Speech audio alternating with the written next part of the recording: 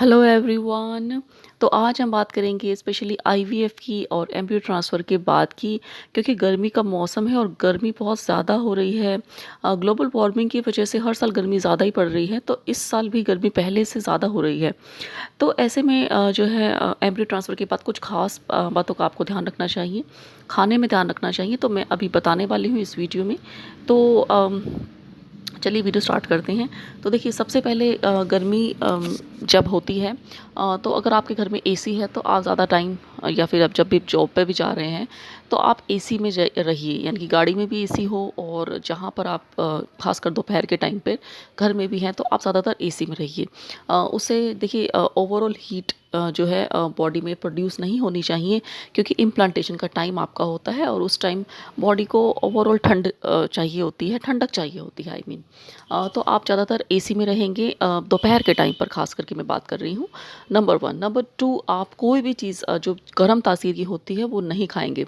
देखिए, जब मैं एम्ब्रियो ट्रांसफ़र के बाद जो मैंने ये सब मुझे पता लगा था, तो मैं जो भी चीज़ खाती थी पहले जो है गूगल पर सर्च कर लेती थी कि इसकी तासीर क्या है, क्योंकि कुछ चीज़ों की तासीर तो मुझे भी नहीं पता थी उस टाइम। तो कोई भी चीज़ खाने से पहले अगर आपको डाउट है तो आप उसको तासीर देख लीजिए, और अगर उसकी तासीर गर्म आ रही है गूगल पर तो उसे कम खाइए। अगर आपको तासीर का नहीं पता लग रहा है, किसी भी चीज़ की कन्फ्यूजन है, तो आप उसको ओवरऑल वैसे भी कम खाइए। जैसे कि कम खाने का मतलब हो गया कि आप हफ्ते में 2 या 3 बार ले लीजिए, 1 हफ्ते में उस चीज़ को, तो आपकी क्वांटिटी अपने आप कम हो जाएगी। और वैसे भी क्वांटिटी भी आप एक बार में कम कर दीजिए अगर आपको कन्फ्यूजन है। बाकी कुछ चीज़ें मैं यहाँ पर बता रही हूँ जो कि ओवरऑल तासीर गर्म होती है उनकी। तो देखिए, बेसन, चने की दाल, राजमा, छोले, ये सब गर्म तासीर में आते हैं। और आपका जो कुट्टू का आटा, आई मीन कुट्टू का आटा होता है, और ज्वार, बाजरा, इनका जो आटा होता है, रागी का आटा, तो ये काफ़ी गर्म रहते हैं। और ओवरऑल जैसे कि जो मिक्स करके आटा भी हम जो खाते हैं वो गर्म रहता है। अगर आपको थायराइड की प्रॉब्लम है तो आप ले सकते हैं, क्योंकि हम अगर आपको थायराइड है तो आप ओवरऑल रोटी वैसे भी कम ही खाएंगे।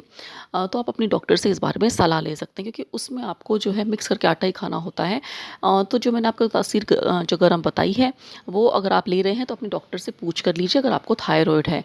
अगर आपको थायराइड नहीं है तो आप ये सारे आटे जो है अवॉइड करिए। आप गेहूं का आटा खाइए, आप या फिर बदल कर आप जो है खा सकते हैं, थोड़ा सा मिक्स कर सकते हैं आप गेहूं के आटे में। लाइक अगर आप ज्वार का आटा खाना चाहते हैं तो गेहूं के आटे में थोड़ा सा मिक्स कर सकते हैं इस तरीके से। और स्पेशली जो है रागी जो है वैसे काफ़ी अच्छा रहता है रागी, लेकिन काफ़ी इसकी तासीर जो है गर्म रहती है।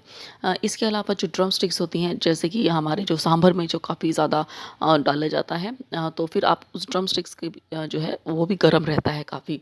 तो इसके अलावा जो गर्म मसाले हैं, स्पेशली जो गर्म मसाला इंडियन फूड में काफ़ी ज़्यादा जो है पॉपुलर होता है, और लहसुन अदरक जो है ये काफ़ी गर्म रहते हैं। तो जब मैंने अपना एम्ब्रियो ट्रांसफ़र करवाया था तो मेरे टाइम पे सर्दियाँ थी, लेकिन फिर भी मैंने जो है लहसुन का जो है बिल्कुल अपनी डाइट से कट कर दिया था, लहसुन और अदरक। हाँ, लेकिन आप अदरक ले सकते हैं अगर ओवरऑल कम हो, क्योंकि अदरक काफ़ी कम डलती है, लेकिन लहसुन कुछ लोग काफ़ी ज़्यादा मात्रा में खाते हैं।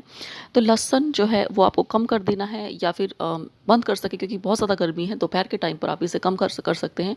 और गरम मसाला तो आपको बिल्कुल बंद ही कर देना है। गरम मसाला ना खाएं, नॉर्मल आपका जो है नमक मिर्च हल्दी जो डलता है खाने में, आप वो डालकर खाएं। और सादा खाना खाएं, ज़्यादा तला भुना ना खाएं गर्मी के मौसम में।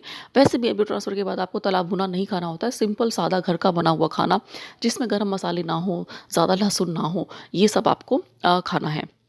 इसके अलावा चाय, कॉफ़ी, ग्रीन टी, ये सब काफ़ी गर्म रहते हैं, आप इसे बिल्कुल ना लें। गर्मी के टाइम पर आपको स्पेशली ये सब बंद कर देना है।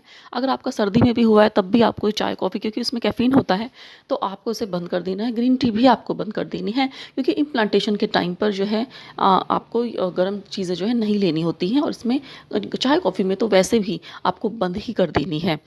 इसके अलावा कुछ लोग गूंद के लड्डू खाते हैं, ये सब आपको ये सब बिल्कुल बंद रखना है। और ड्राई फ्रूट्स की अगर मैं बात करूँ तो देखिए, जो खजूर होता है वो आपको बिल्कुल नहीं खाना है, क्योंकि ड्राई खजूर जो है कुछ लोग खा लेते हैं, नहीं पता होता है। तो आपको इसको बिल्कुल अवॉइड करना है। अगर आप फिर भी ड्राई फ्रूट्स लेना चाहते हैं तो आप 3 या 4 बादाम जो है रात को भिगोकर खा सकते हैं अगले दिन। तो 6 से 8 घंटे अगर आप भिगोते हैं तो उनकी गर्मी निकल जाती है, तो वो भी आपको कम ही मात्रा में लेने हैं। लेकिन मैं अगर आपको अपना पर्सनल एक्सपीरियंस बताऊँ, तो मैंने जो है ड्राई फ्रूट्स भी बंद कर दिए थे, हालांकि उस टाइम सर्दियाँ थी। तो आप इस बारे में अपने डॉक्टर से ज़रूर पूछिए। कोई भी चीज़ जो है उसको आप जिस पर आपको डाउट है और लेकिन आपको ऐसा लग रहा है कि बहुत हेल्दी है, फ्रूट्स आप अपने डॉक्टर से पूछिए। तो खजूर तो मैंने आपको बता ही दिया है, बंद कर देना है। बाकी ड्राई फ्रूट्स के बारे में आप अपने डॉक्टर से बात कर सकते हैं। लेकिन अगर मैं जनरली बोलूँ तो आपको 3 या 4 बादाम ले सकते हैं, लेकिन वो भी रात को भिगोकर।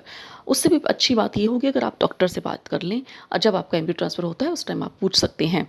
तो ये सारी बातें ड्राई फ्रूट्स के बारे में होगी, और बाकी आपको जो है अनानास और पपीता यानी कि पपाया और पाइनएप्पल जो है बिल्कुल बंद कर देना है, मौसम कैसा भी हो। तो और बाकी कुछ लोग पूछते हैं अनार, तो देखिए कम मात्रा में अनार ले सकते हैं, क्योंकि अनार जो है अगर आप खाते हैं तो उसमें वो इम्प्लांटेशन में अच्छी हेल्प करता है। तो आप थोड़ा-सा अनार ले सकते हैं, उसको ऑल टुगेदर बंद ना करें। तो इस तरीके से ये सब आपका हो गया। बाकी बहुत ज़्यादा खट्टी चीज़ें जो है अवॉइड करिए। हालाँकि ज़्यादा गर्मी है तो जो है ग्रेप्स कम आते हैं, बट फिर भी बहुत ज़्यादा खट्टे जो है ग्रेप्स आप जो है अवॉइड करिए। मीठे आप खा सकते हैं। तो इस तरीके से जो भी चीज़ आपको लेनी है मीठी लेनी है, खट्टा नहीं, कम कर देना है। वैसे भी कुछ जो है मसालों में भी जो है अमचूर वगैरह डलता है, काफ़ी गर्म रहता है, तो आपको वो अवॉइड करना है। तो देखिए कच्चे आम और आम काफ़ी गर्म रहता है। वैसे तो आम काफ़ी अच्छा माना जाता है, लेकिन आम काफ़ी गर्म होता है। अगर आप खा रहे हैं तो थोड़ा-सा 1 या 2 स्लाइस आम की ले सकते हैं। अगर आपका बहुत मन करे तो। अदरवाइज़ आप आम अवॉइड करिए, काफ़ी गर्म रहता है। को देखिए कुछ केसेज़ में जो है आम को केमिकल लगाकर पकाया जाता है, जो कि आपको नुकसान कर सकता है। तो इसलिए ऐसी चीज़ें जो है कम खाएँ, जो कि आर्टिफ़िशियली जिसको पकाया जाता है, जो आपको पता है। अब बात करते हैं हम क्या खा सकते हैं गर्मी में, जो काफ़ी अच्छा रहता है। देखिए दही, लस्सी, बटर मिल्क जो होता है काफ़ी अच्छा रहता है। बाकी सैलेड में आप खीरा, ककड़ी, टमाटर खाइए, तरबूज जो है, वाटरमेलन जो है वो खाइए, बनाना खाइए, जो सॉफ्ट ग्रीन्स आते हैं, घिया, तोरी, टिंडे काफ़ी अच्छे रहते हैं। मैंने तो अपने एम्ब्रियो ट्रांसफ़र के बाद घिया, तोरी, टिंडे ही खाए हैं। मूँग की दाल जो ग्रीन वाली होती है, या फिर छिलका हटाई हुई वाली जो दाल होती है, मूँग दाल काफ़ी अच्छी रहती है। उसकी खिचड़ी बनाइए, दाल बनाइए, राइस बनाइए, सूजी का चीला, ओट्स का चीला, साबूदाना भी आप ले सकते हैं। और ओट्स तो काफ़ी अच्छे रहते हैं। और ओट्स का चीला खाइए, ओट्स की खिचड़ी खाइए। बाकी जो मिल्क होता है वो आपको 2 ग्लास से ज़्यादा नहीं लेना है। तीसरे टाइम आप दही, यानी कि सुबह शाम आप मिल्क लीजिए, दोपहर को आप दही खाइए, या बटर मिल्क यानी कि लस्सी भी ले सकते हैं।